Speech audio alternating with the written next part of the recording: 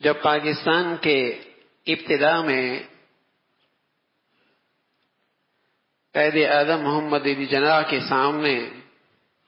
حضرت شبیر احمد عثمانی شیخ الاسلام شبیر احمد عثمانی رحمۃ اللہ علیہ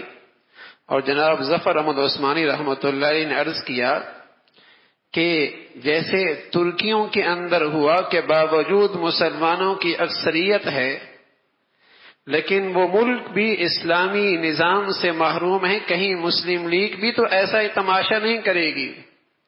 تو اس وقت بانی پاکستان نے کہا تھا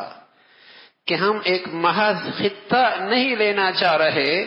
ہم تو ایک ایسا تجربہ گاہ لینا چاہتے ہیں جہاں اسلام کے اصولوں کا تجربہ کر کے اور ان پر عمل کر کے دنیا کے لیے ایک نمونہ پیش کیا جا سکے۔ پھر علماء نے ان کی قیادت میں وطن عزیز کے آزادی کے لیے جو ان سے بن سکتا تھا قربانیاں دی، اور پھر جب پاکستان بننا 14 اگست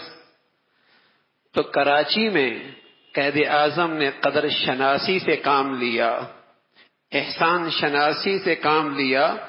اور کراچی میں شیخ الاسلام شبیر احمد عثمانی رحمۃ اللہ علیہ کے ہاتھ سے جھنڈا لہروایا، اور ڈھاکہ کے اندر جناب مولانا ظفر احمد عثمانی رحمۃ اللہ علیہ کے ہاتھ سے جھنڈا لہروایا۔ تو یہ پاکستان کا مطلب تھا لا الہ الا اللہ محمد الرسول اللہ۔ اس مقصد کے لیے یہ ملک وجود میں آیا تھا، اور یہ بہت بڑی نعمت ہے، بہت بڑی نعمت تھی، اس لیے کہ اس آزادی کے پیچھے یہ مقصد بہت اونچا تھا۔ اس لیے اسلام کے متوالوں کو اور اسلام کی سربلندی دیکھنے والوں کو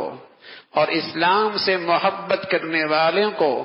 اس وطن عزیز کے ایک ایک انچ اپنی جان سے زیادہ محبوب ہے۔ جنہیں اسلام کی سربلندی عزیز ہے، اسلام کی سربلندی اور بالادستی دیکھنا چاہتے ہیں، انہوں نے اس وطن عزیز سے محبت کا یہ اظہار کیا کہ اس ایک ایک انچ سے محبت اپنی جان سے بڑھ کر کی۔ حضرت سید عطاء اللہ شاہ صاحب بخاری رحمۃ اللہ علیہ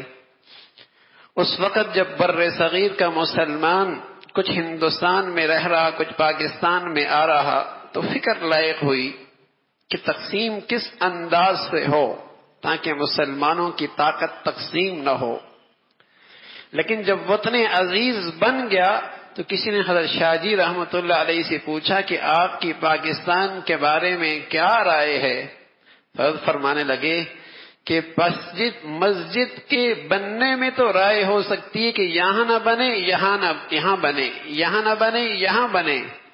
لیکن جب مسجد بن جائے تو مسلمان پر اس کا تقدس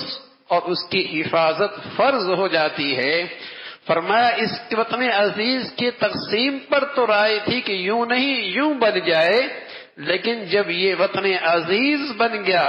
تو ہم اس کو تقدس اور مرتبہ وہی دیتے ہیں جو ایک مسجد کو تقدس اور مرتبہ دیتے ہیں۔